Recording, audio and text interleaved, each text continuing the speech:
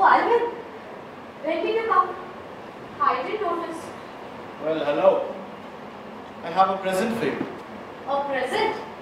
Thank you, Alvin. It is not I you have to thank for the present. It is someone else. I'm only the bearer. Who can it be? Who would buy me a present? What a question, Sharon. Not a man in this world would send you gifts if he dared. No It is man. not who would, but who could. No man, as you know, Alvin, has that right. Have you so soon forgotten your husband, Sharon? He surely has that right. And it is so thoughtful of him too, to pause in the midst of his antiquarian researches far away and think of his young and beautiful wife and send her a gift. He appreciates you more than I imagined. Under his grizzled and scientific exterior, he's a human being, and I respect him for that. My husband? But then, why do you bring it? Well, I was commissioned to do so. I received this package this morning with a letter. Shall I read it to you? Yes, but why didn't he send it directly to me? Your husband is a man of curious and perverse mind, Sharon. And in spite of his interest in dead things, without any insight from the living soul, I think it gave him an obscure pleasure to think of me as the bearer of his gift. But shall we let him speak for himself? Yes, read the letter.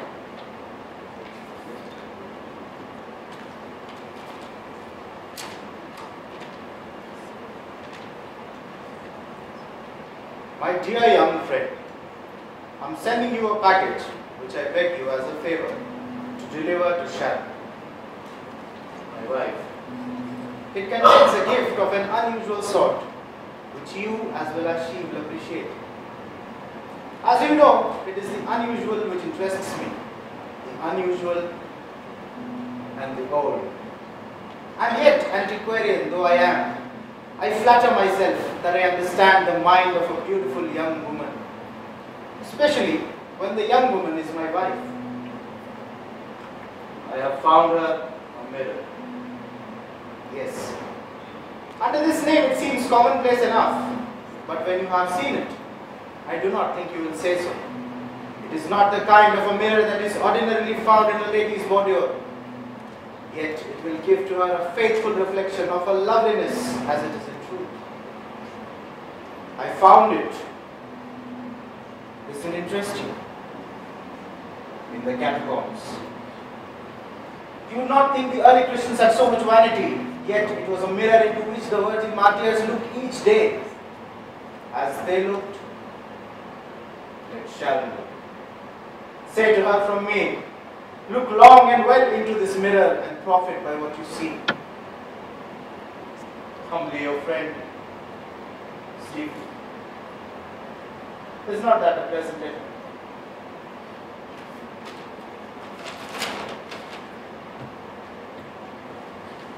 There is something in it that makes me shiver.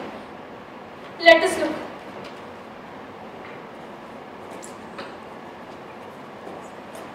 No, not now. I want to talk to you. Yes? You know what I have to say. I've said it so often, and I shall say it once more. Alvin. No, let me speak. You are not happy. You do not love your husband, and you are too young and beautiful to live without love. Oh, please. Sharon, I love you, and you love me. Why do you not surrender yourself to love? Why do you say such things? They hurt me. They are reality. Does reality hurt you? Are you living in a shadow world that you flinch away from the hard touch of truth? I say it again. I love you. Before you started to talk like that, we were so happy together. Before I spoke out the truth of my own heart and yours, you didn't want it spoken out. You didn't want to be told that you were in love. It was a thing too harsh and sweet for you. It frightened you to think of. You wanted us to sit forever like two lovers painted on a fan, fixed in an everlasting and innocuous bliss. Well, you have succeeded in spoiling that. You have made me unhappy. If that gives you any pleasure. It is not I who has spoiled your shadow world, but love. Coming like the dawn on the wings of flames, shattering the shadows with spears of gold. Love has made you unhappy. You tremble at its coming and try to flee. But the day of love has come for you. Ah, if only it had come before. Before you married that perverse old man?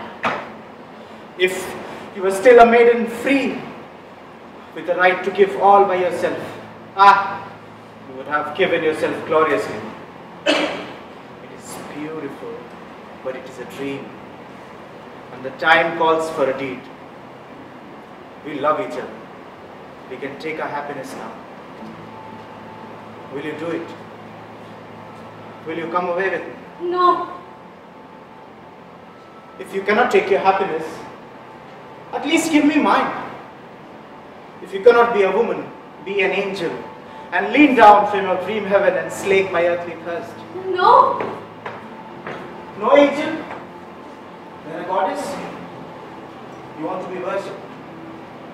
You want to be adored.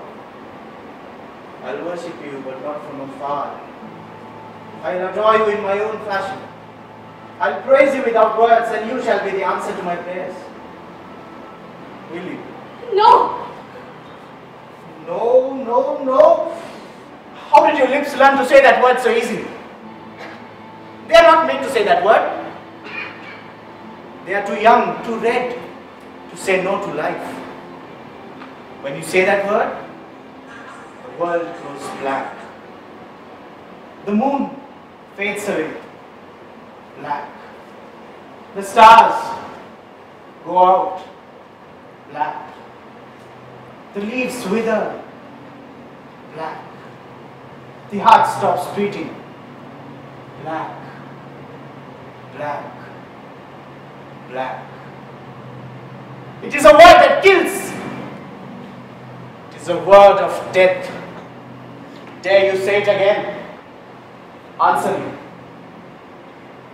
Do we love each other? I think I'm going to cry. And tears. Tears are slaves' answer. Speak. Defend yourself.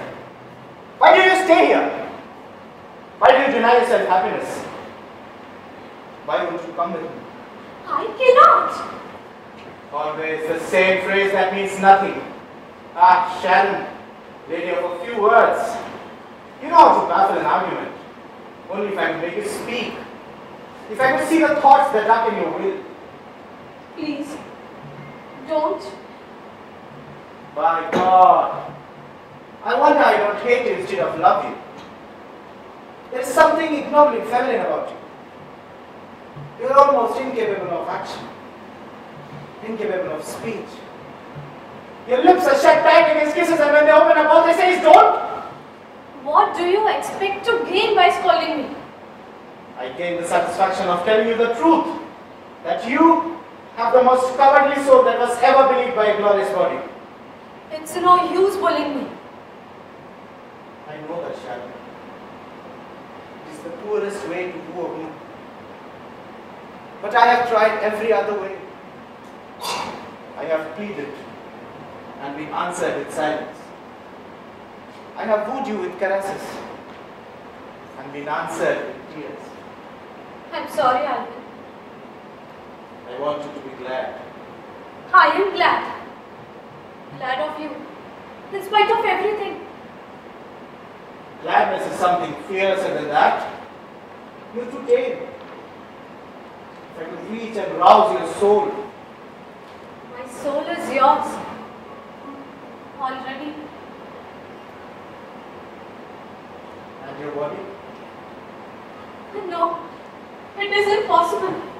No, it isn't impossible. But I will tell you what is impossible. This for me to go on loving you and despising you. But today, I come to make one last appeal to you. I do not mean it as a threat, but I am going away tonight, forever. With you or without you. She must decide. But I don't want you to go, Alvin. You'll miss me, I know. But don't think too much about it. You'll find a new friend if you decide to go against me. And I must decide now? Yes. Now. How can I, Alvin? It is hard, I know. But I'll not make it harder. Sharon, I've sought to appeal to your emotion when my appeal to your will was in vain. But tonight I leave. I leave without you. To make your own decision. You must come to me freely or not at all. There must be no regrets. I cannot do it. If you say so when I return, I'll accept it as the final answer. I'm going out to the balcony for a long minute, and you must decide what to do. Will you? Yes. And if while I'm gone, you wish to recall any of my arguments, look into your mirror there. Your beauty will plead for me. And as Stephen said, look long and well into this mirror and profit by what you see.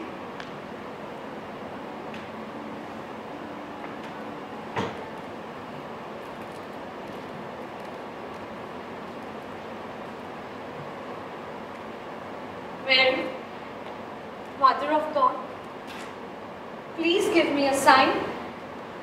I do not know what to do. Love has entered my heart, and it may be that I cannot be a good woman any longer. You will be kind to me, pity me, and send me a sign. Perhaps you will allow me to have my lover. For you are kind.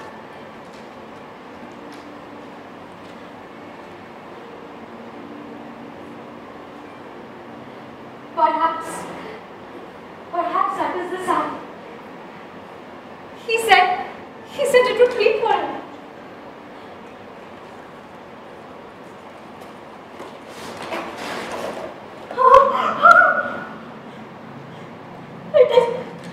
It is the sun.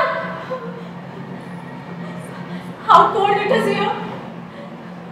Where are the lights?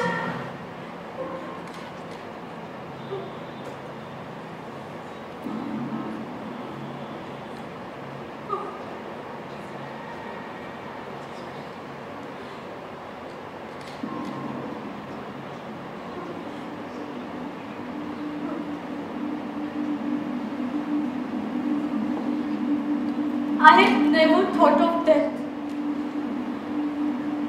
My heart is cold too. The chill of the grave is on me.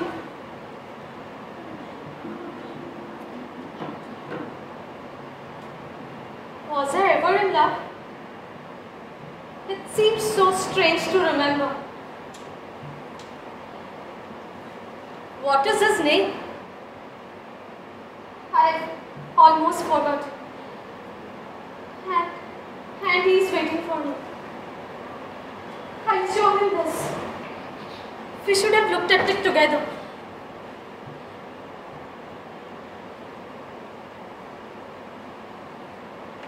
So,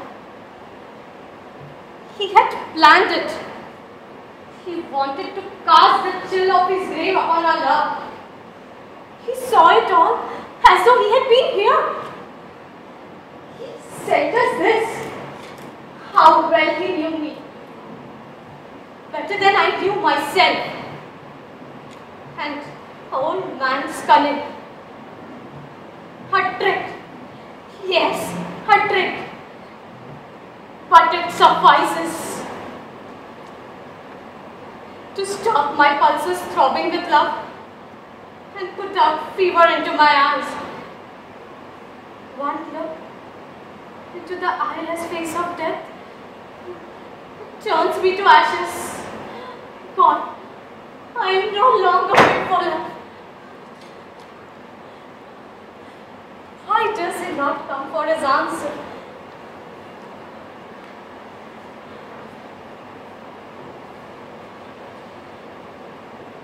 A present from a husband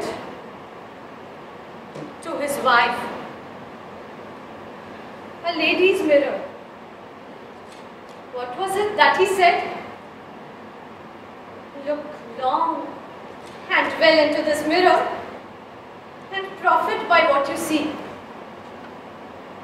My mirror from the catacombs.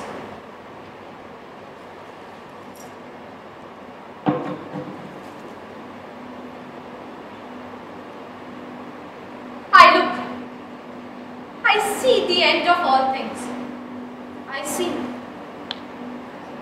that nothing matters. Is that your message? Why do you grin at me?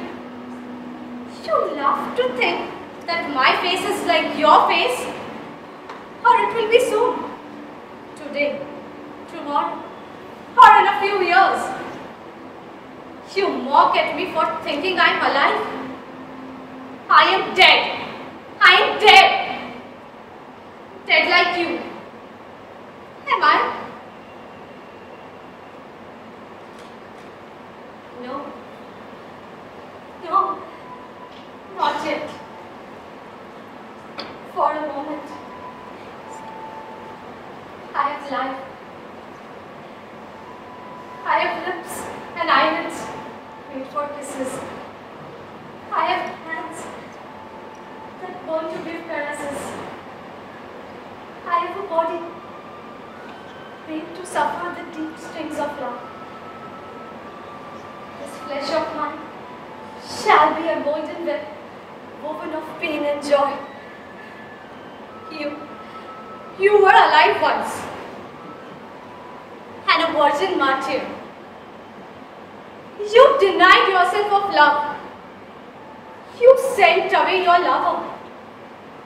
No wonder you speak so plainly to me now. Back. Back, girl. Back. Back to your coffin.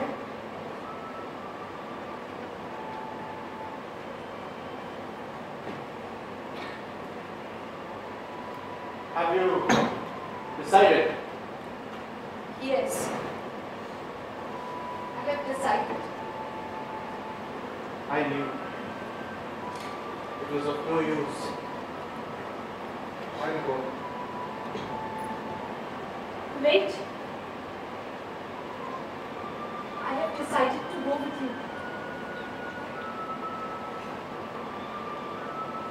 I'm yours. Take me. Don't you believe it? Sharon? I know. I have been a child. But now, I am a woman. You want to know how I became a woman? I looked into my mirror there. And I saw that I was beautiful and alive. Tell me, am I not beautiful and alive? There is something terrible about you at this moment. I'm almost afraid of it.